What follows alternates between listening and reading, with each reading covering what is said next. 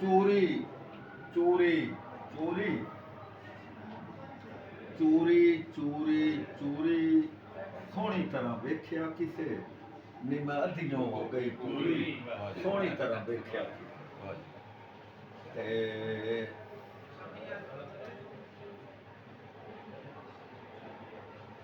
ਲੇਖੇ